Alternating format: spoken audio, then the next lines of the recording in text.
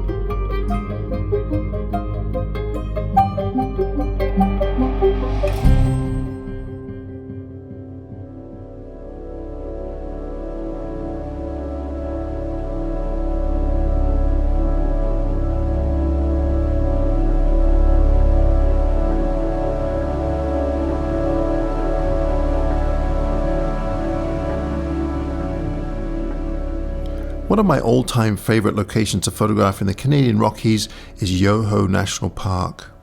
More specifically, Lake O'Hara. Lake O'Hara is a stunning location surrounded by some of the tallest and most dramatic peaks in the Canadian Rockies. It truly is one of the hidden jewels of the Rockies. Not far from Lake O'Hara is a short but steep hike up to an even more spectacular location, Opaban Plateau.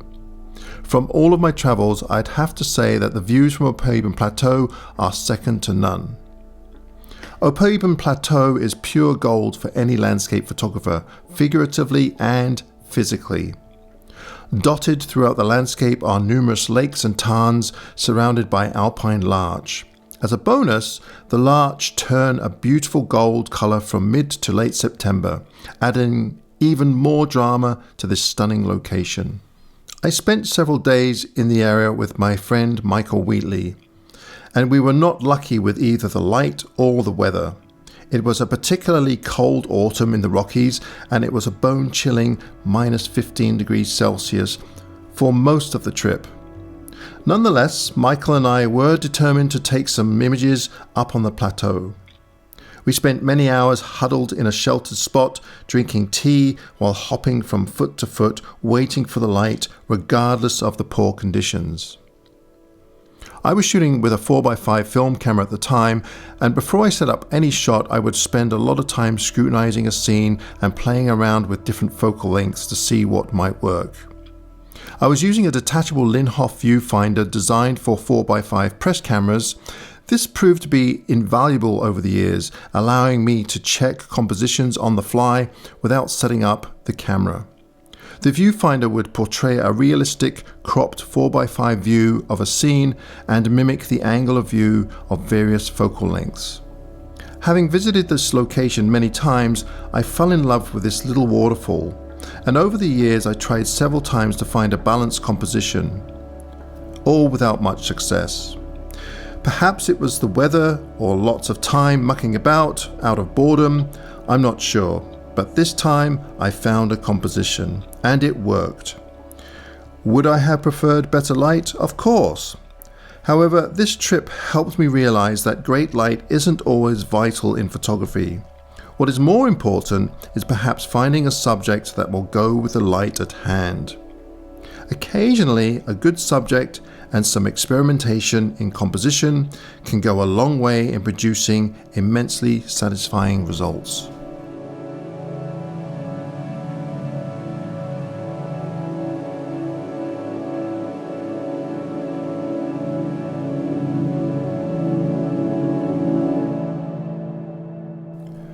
My favourite Canadian Rockies location is, without a doubt, Tonquin Valley. Located in Jasper National Park, Tonquin is a place that oozes the feeling of true Canadian wilderness. The location is relatively close to the town of Jasper, but it's still isolated from the busyness of everyday life.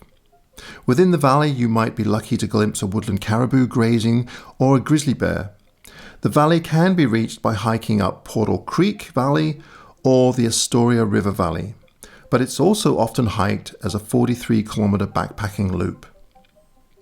Over the years, I've been fortunate enough to be able to visit the area 4 times. I've hiked in and out of Tonquin Valley 3 times on foot and once on horseback, which I swore I would never do again. The valley has never disappointed me on each visit. My first trip to Tonquin was backpacking to photograph the Ramparts, an epic-looking group of mountains that dominate the landscape of Tonquin Valley. My friend Michael Wheatley and I hiked via the Astoria River, which led us to the final camp spot at the southern section of the Amethyst Lakes. It was midsummer then. The trail was muddy and boggy, but our biggest challenge wasn't the 20-kilometer hike or trudging through mud, it was the mosquitoes. For anyone that's traveled to the Canadian Rockies in the summer, you'll know that the mosquitoes can be annoying. Take those pesky bugs and multiply by 10 in the Tonquin Valley. It's a horrendous place to visit in the bug season. The mosquitoes are relentless. Unbeknownst to us, our final destination was a campground surrounded by a quagmire of ponds, sedges, and mud. Perfect real estate for harboring biting insects. Because the best light is in early morning hours or late evening hours, we had much time to kill before heading out of camp for photography. Most of the time I spent at camp, I protected myself from the mosquitoes by staying covered head to toe in hot, sweaty rain gear, with my hood tightly cinched around my head so that only my nose poked out. The weather was so hot and sunny that retreating into the tent worked only for a short time. After a few minutes, it would turn into a sweat lodge. I don't think I have ever encountered so many mosquitoes since that first visit to Tonquin Valley. I returned a few times afterward, but stayed at a lodge at the north end of the Amethyst Lakes. The lodge was basic, but the food and the company made for a great retreat, especially in the heart of such beautiful surroundings. Unfortunately, in 2022, the lodge was sold to Parks Canada, who have since closed the facility. The closure was in response to the area's dwindling woodland caribou, in hopes of limiting visits by horses and humans.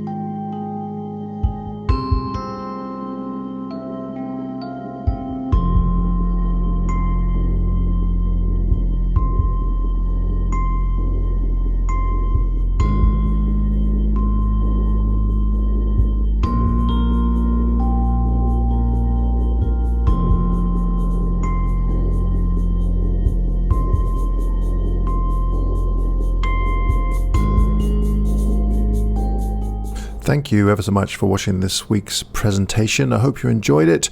If you'd like to pick up a copy of Land and Light, be sure to head on over to my website, adamgibbs.com.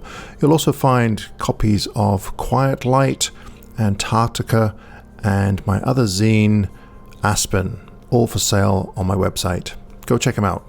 All right. Until next year. Bye-bye.